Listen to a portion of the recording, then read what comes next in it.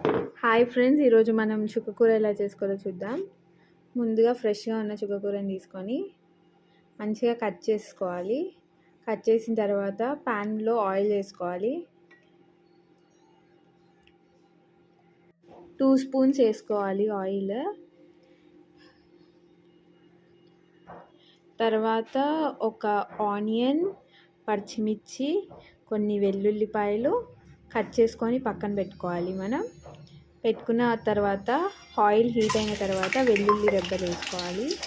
వేసుకున్న తర్వాత తాలింపు గింజలు వేసుకోవాలి. తర్వాత మనం ఆనియన్, తర్వాత మనం పచ్చిమిర్చి వేసుకోవాలి.